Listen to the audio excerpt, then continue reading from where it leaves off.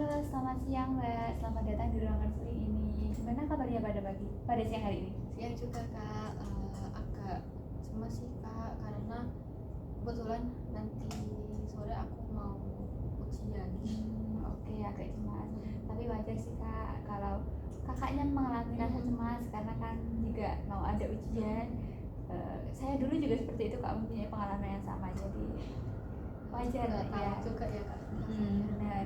Gimana perjalanan dari mana tadi? Dari kos atau Dari kos sih kak aku tadi.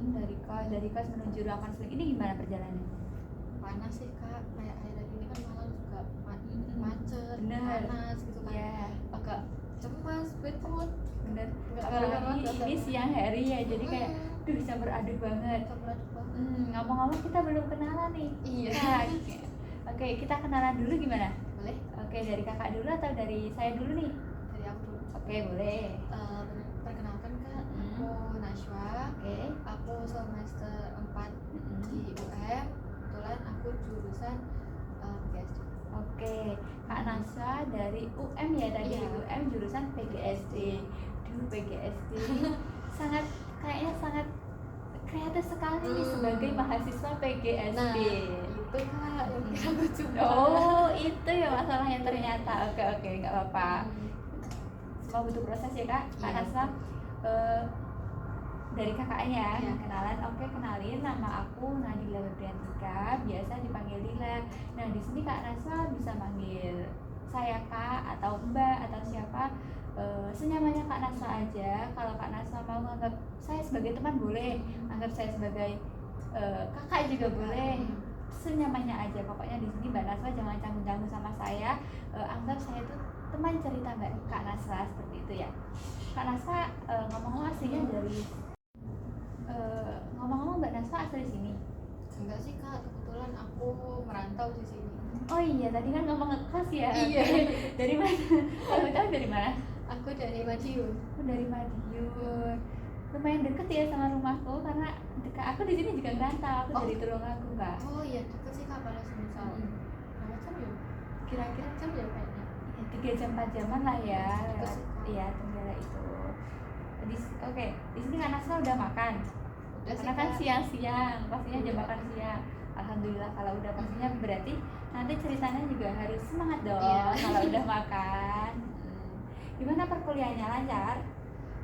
Lancar-lancar aja sih kak, cuman Alhamdulillah. aku kayak kurang bisa mengikuti perkuliahan walaupun udah semester 4 ya. Karena udah semester 4 pastinya tugas juga semakin Iya, banyak semakin dan banyak kegiatan lain. Pastinya itu semua campur aduk dan membuat Kak Nasa berpikir seperti itu. Iya.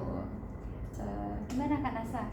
Udah siap untuk bercerita hari ini? Sudah siap. Oke, jadi nanti saat Kak Naswa bercerita, Kakak harap Kak Naswa bisa bercerita dengan semuanya diceritakan. Pokoknya jangan ada yang ditutup-tutupi, biar Kak Naswa itu bisa ngerasa lega, bisa ngerasa plong. Karena kan di sini emang Kak Naswa bertujuan untuk bercerita, untuk konseling, kan memang untuk kita mencari solusi bareng-bareng terkait permasalahan Kak Naswa. Jadi kakak harap Kak Naswa bisa menceritakan semuanya terbuka dan jangan khawatir. Di sini pasti ada kerahasiaan karena di ruangan ini yang ada kan cuma kita berdua. Jadi yang tahu apa yang dirasakan Kak Naswa hanya kita berdua dan saya jamin kerahasiaannya. Nah, setelah ini Kak Naswa apakah ada kegiatan lain? Ada sih kak, tadi kan mau. Oh iya, mau ujian jam berapa Kak? Jam 3 sore sih kak. Jam 3 kelasnya. sore. Oke, karena ini juga masih jam 1, pastinya aman ya. Masih aman. Nah, biasanya konseling individu ini dilakukan selama 30 sampai 45 menit. Gimana Kak Nasa, apakah bersedia? Boleh sih kak, 20 menit aja. Karena habis ini teman aku juga mau ngajak kelompok. Berarti sesi konseling ini, pertemuan ini dilaksanakan selama 30 menit seperti itu ya Kak Nasa. Oke, gimana? Udah siap untuk memulai konseling pada siang hari ini? Siap kak. Oke, silahkan Kak Naswa, apa sih yang dirasakan Kak Naswa akhir-akhir ini, boleh diceritakan? Sebenarnya yang aku rasakan ini nggak cuma akhir ini aja ya kak. Ini udah terjadi kayak dari semester 1 sebenarnya. Kayak ini kan aku mau kuis ya, mau ujian. Nah, setiap mau ujian itu aku kayak kepikiran kalau aku tuh nggak bakal dapat nilai yang bagus, aku nggak bisa ngerjain karena kan aku ngerasa jurusan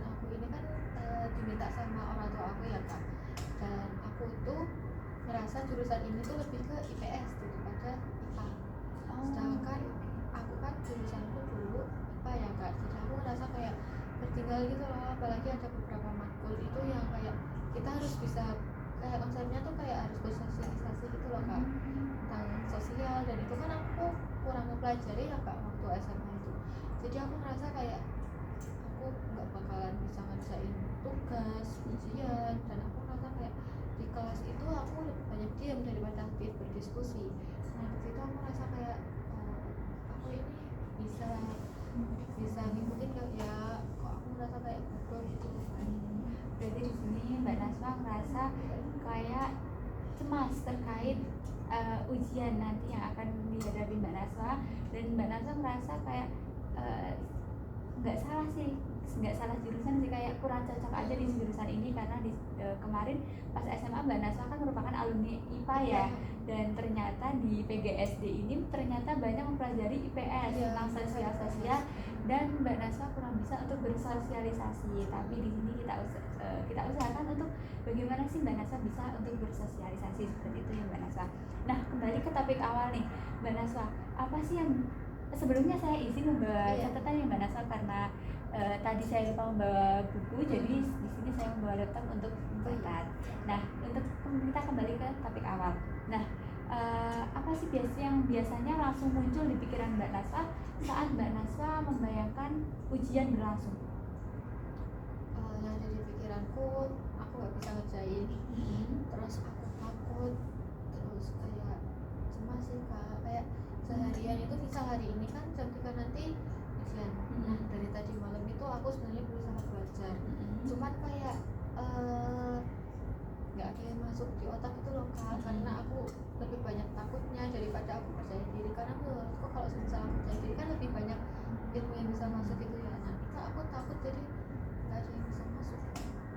Nah saat pikiran tersebut muncul, apa sih yang kamu rasakan saat itu Mbak Naswa, saat pikiran-pikiran negatif itu muncul?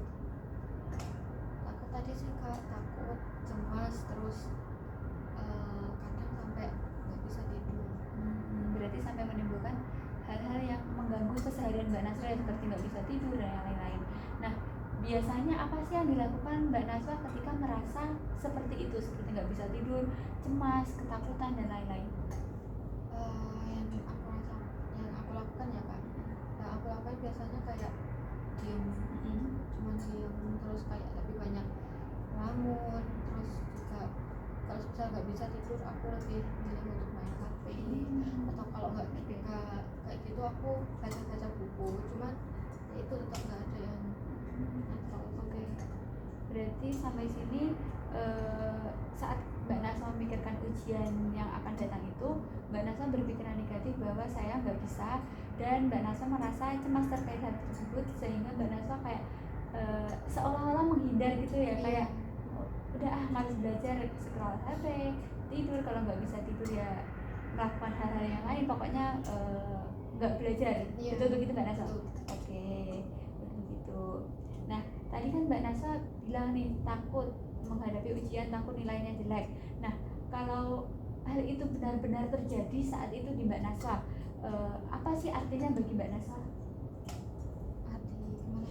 Arti bahwa saat nilai jelek itu terjadi, nah hal itu kan benar-benar terjadi di Mbak Naswa.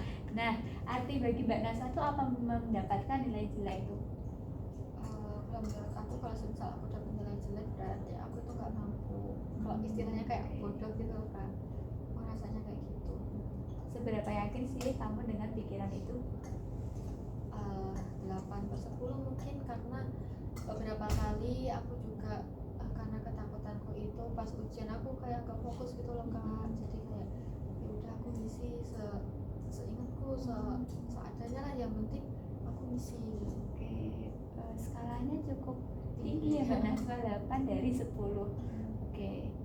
Nah kalau tadi kan Mbak Naswa bilang kalau aku bodoh. Nah kalau kamu bodoh, lalu apa sih yang paling kamu takutkan?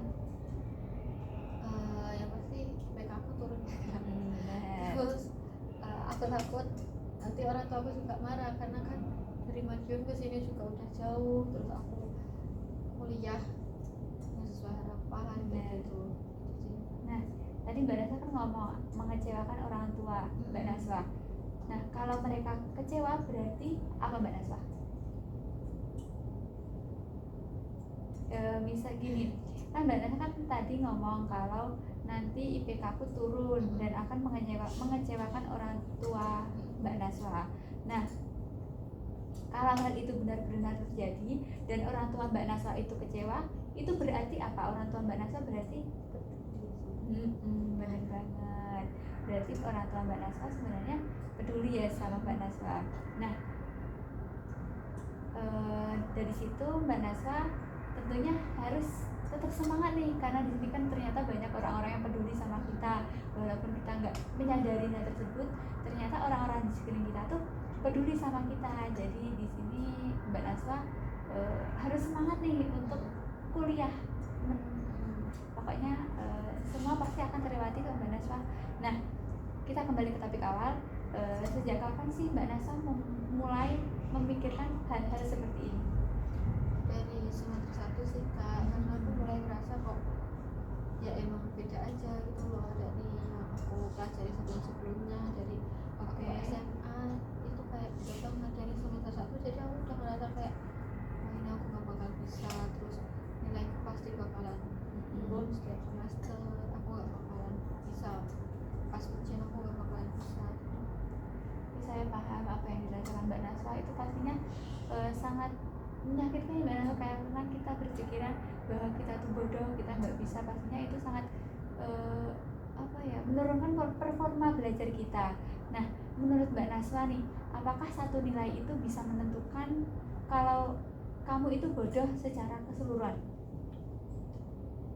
Kayaknya sih enggak ya Kak. Mungkin karena aku aja sih yang kayak ketakutan gitu loh Kak, jadi aku kan gak fokus. Atau pernah beberapa kali tuh aku ya udah aku ngambil rasa takut itu, aku berusaha nenangin diri dulu, dan itu lumayan berhasil sih Kak berapa kali. Tapi ya emang lebih banyak kalau aku itu takut gitu lah, apalagi di dosen-dosen yang menurutku galak, matkulnya itu susah kayak gitu.